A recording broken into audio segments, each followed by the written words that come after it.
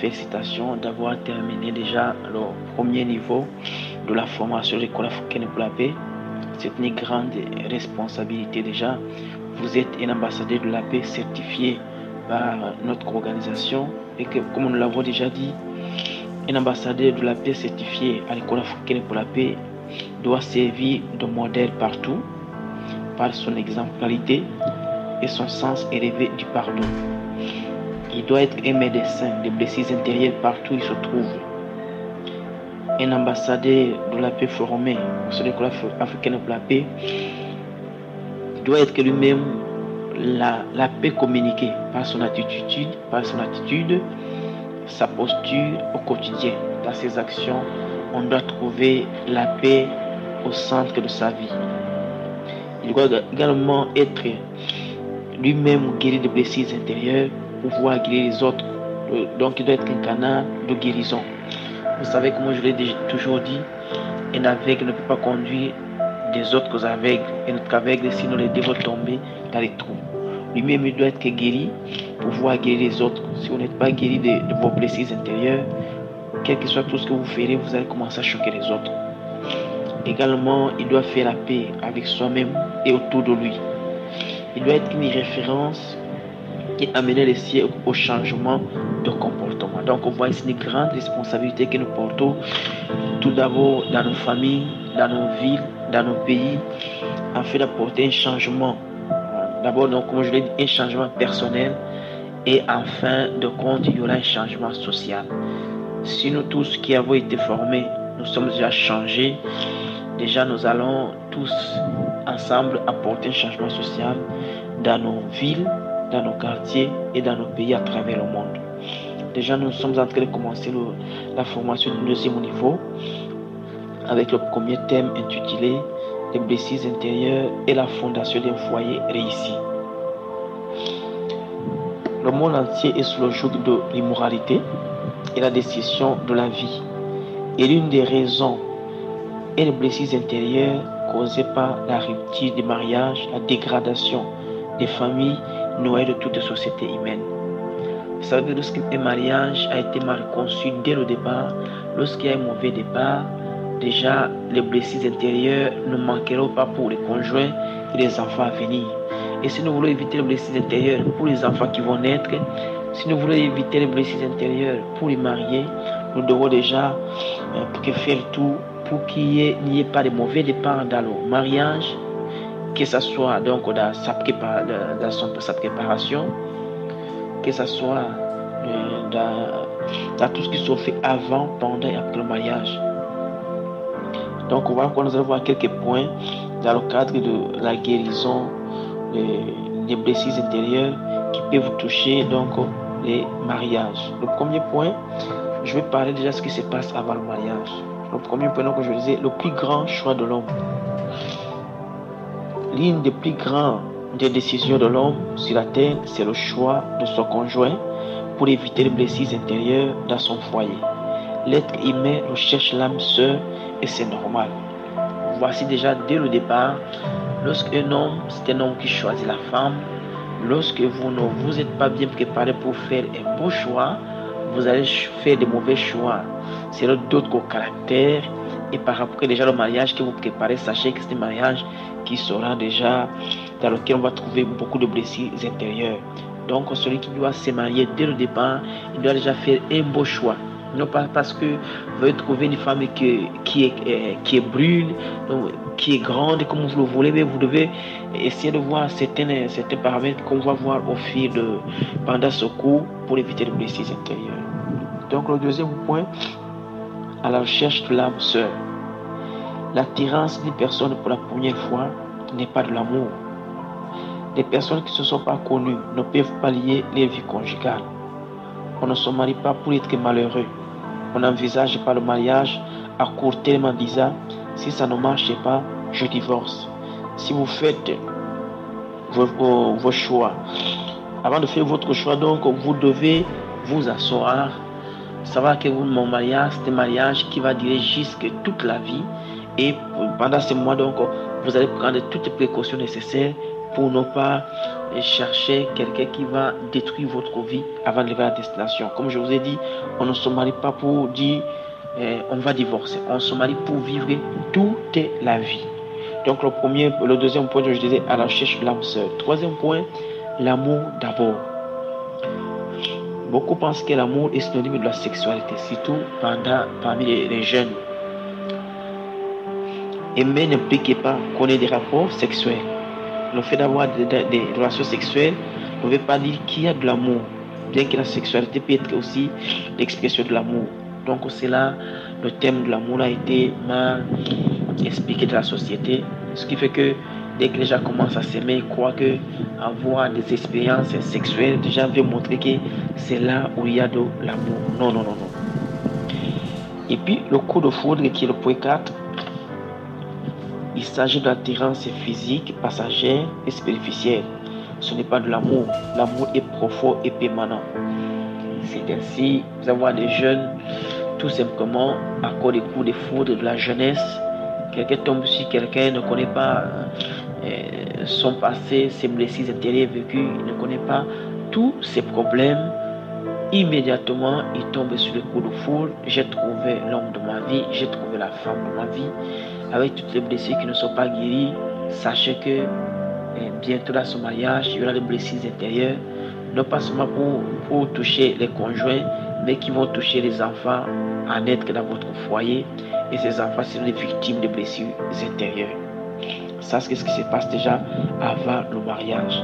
Avant le mariage, vous pouvez voir donc tous les 4 points. Donc, le choix de votre conjoint. Vous essayez de garder dans le cadre de la recherche de l'âme sœur, qui est point 2. L'amour d'abord, point 3, 4, le coup de foudre. Et puis dans le mariage, on va voir le point 5, l'amour dans le mariage. L'amour façonne le caractère. Il doit être communicatif, sinon il meurt. On a qui lié par la force. On ne doit pas toujours avoir raison dans les opinions et dans les désirs. Chacun doit chercher le bien de l'autre. C'est ça dans le mariage. Il faut qu'il y ait l'amour entre monsieur et madame. Donc il ne faut pas qu'il y ait quelqu'un qui va écraser l'autre. Dès que vous avez déjà préparé le mariage, dès le départ déjà, vous préparez de manière que vous puissiez vous supporter, que ce soit monsieur et madame, afin que votre mariage ne puisse pas connaître des blessures intérieures. Le point 6, le langage d'amour. Il faut découvrir et combler le langage de votre conjoint. Il existe donc, exemple, les paroles aimables, les paroles d'encouragement, les moments de qualité, le respect mutuel, les services rendus, les cadeaux. Ce sont des ingrédients du bonheur. Vous devez découvrir le langage d'amour. Moi, je suis déjà dans le mariage avec ma femme. Je sais déjà quel est son langage d'amour. Je sais que mon épouse veut toujours être appréciée. Et vous devez comprendre le langage de votre conjoint. Ça peut être peut-être que les mots de qualité, ça peut être que les paroles encourageantes, ça peut être exemple que même il y a d'autres qui vont aimer les cadeaux. C'est pas le problème, c'est pas tout ce que vous avez donné, peut-être que le coût de ce que vous avez donné, mais ce que vous avez donné avec votre propre cœur. C'est très important. C'est très important dans le cadre d'éviter les blessures intérieures dans le cadre du mariage. Le 7e point, l'amour dans son intégralité. L'homme est composé du corps, de l'âme et de l'esprit. Et l'amour doit s'inscrire dans ces 3 domaines pour que le bonheur soit réel. Beaucoup regardent le corps seulement. Imaginez que vous aimez quelqu'un, un homme ou une femme, vous l'aimez, vous avez le coup de foudre comme je vous ai dit en haut. Dès que vous êtes ensemble déjà, le lendemain, il vous manque de respect devant vos parents. Immédiatement, l'amour va s'arrêter par là. C'est pour dire que vous devez aimer quelqu'un dans son corps, dans son âme et dans son esprit et dans ses expériences vécues. Lorsque vous ne considérez pas cela, vous regardez seulement le corps, sachez que dès que les besoins corporels n'auront plus rien, bien seront déjà satisfaits, il y aura déjà un grand problème dans votre propre mariage. Le point 8, la joie de l'union. L'homme a été créé pour vivre la joie de l'union. Et chacun a le désir de rencontrer celui à qui peut tout rencontrer. ses joies, ses douleurs, ce qu'il ressent, ses rêves, ses aspirations, ses craintes. Et le mariage a été fait pour cela. Le mariage est la rencontre de deux esprits, de deux cœurs, de deux vies, de deux rêves qui ont l'ambition de vivre ensemble heureux. Voilà. Que ce soit les besoins de l'homme sont comblés par les besoins de la femme. Les besoins de la femme sont comblés par les besoins de l'homme, vice-versa. Et les mariés doivent comprendre cela. L'un peut être fort dans un domaine, l'autre est faible dans un domaine, mais vous devez être complémentaires pour éviter les blessures intérieures. Et donc le mariage est conçu en fait qu'au moins l'un puisse compléter l'autre. Et ces choses doivent être comprises dès le départ, avant déjà de vous engager dans le mariage. Moi déjà avant de me marier, j'avais posé la question à ma femme de me dire quel genre d'homme il aimerait avoir dans la vie. Et je lui ai demandé d'écrire parce que je vais devenir cet homme. Également, je lui ai posé la question, lui aussi m'a posé la question. Je lui ai dit quelle femme je devrais avoir dans la vie. J'ai dit voici les caractéristiques, j'aimerais que tu puisses être cette femme, voici ce que j'aimerais avoir comme femme. Est-ce que toi tu aimerais avoir comme l'homme, je vais le devenir? Est-ce que je vais avoir comme femme, tu dois le devenir? C'était comme un devoir, on s'est donné à la veille, le lendemain on s'est vu. Je me suis engagé à être cet homme que ma femme a toujours rêvé. Elle aussi s'est engagée à devenir cette femme que j'ai toujours rêvé dans ma jeunesse. Le point 9, l'unité rationnelle, intellectuelle et sociale. Exemple, un conjoint venant d'une famille riche et l'autre trop pauvre, parfois on peut avoir aussi des incompréhensions. Pourquoi? Je prends exemple, il faut que dans les fiançailles, on puisse comprendre cette fossé. Imaginez que quelqu'un vient dans une famille, exemple, là-bas on n'a jamais mangé avec une assiette en plastique. Toi tu viens dans une famille, vous n'avez jamais mangé une telle assiette, peut-être une assiette, peut-être en or, c'est toujours un exemple. Le jour que vous êtes dans le mariage, pendant que l'un ne veut pas utiliser certains objets, l'autre ne va pas le comprendre. Il y aura un problème de compréhension. Imaginez, il y a des gens qui sont nés dans une famille, et exemple qu'avant de dormir, tout le monde doit se laver, peut-être la femme ou l'homme. Et vous êtes dans le mariage, la femme dit à l'homme, avant de venir, va te laver. Ou bien l'un dit à l'autre. Ça devient comme une humiliation. En fait, ce n'est pas une humiliation, c'est parce que vous n'avez pas les mêmes méthodologies de vie avant le mariage. Dès qu'elle va parler à l'autre, ça devient tout un problème. Imaginez, exemple, un conjoint qui a fait des hautes études et l'autre qu'on n'a pas fait l'école. Surtout lorsque c'est une femme qui a fait des hautes études. Je donne l'exemple, une femme qui est docteur, vous épousez un homme qui n'a pas même le niveau primaire. À certains moments, il y a un problème. Il y a un problème parce que de compréhension. L'homme ou bien la femme pour avoir les amis qui sont de son rang, qui dépassent le niveau de son mari, et il y aura un problème. Maintenant, des compréhensions. À un certain moment, dès que le langage, imaginez, vous avez une femme médecin, il vous dit qu'on ne fait pas comme ça, selon la déontologie médicale. Ça sera, et on va voir ça comme une humiliation, tout simplement parce qu'ils ne sont pas sur le même niveau de comprendre des choses. Et à un certain moment, il y aura un problème. Au moins, si c'est un homme qui a un niveau élevé, comme c'est l'homme qui est le chef de la maison, au moins, on peut combler ce vide. Imagine exemple un conjoint également qui dépasse l'autre de 25 ans. Un homme qui a 50 ans, il dit il n'y a pas de problème, je cherche une femme de 20 ans, vous mariez. Qu'est-ce qui va se passer? 25 ans plus tard, l'homme qui avait 50 ans, il aura 75 ans. Et la femme aura 45 ans. Il y aura un problème. Pendant que la femme a besoin, exemple, de relations sexuelles chaque jour, l'homme n'est plus capable. Pendant déjà que la femme a certains besoins à l'âge de 40 ans, l'homme ne peut plus combler, il y aura un problème. Et l'homme va commencer à vouloir chercher à sortir avec les hommes de son âge, et il sachait que dans ce foyer déjà, il y a déjà un problème. Le 10e point, une vie nouvelle. Un homme et une femme laissent derrière eux une étape de l'existence. et entre dans une phase et dans une vie nouvelle. C'est un nouveau commencement et une nouvelle expérience.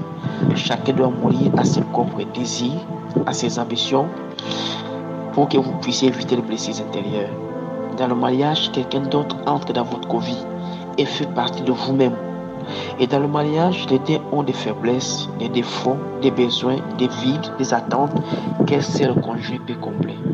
Donc, tous les deux doivent comprendre déjà, dès le départ, que le mariage, c'est une nouvelle expérience, une nouvelle vie que vous allez partager.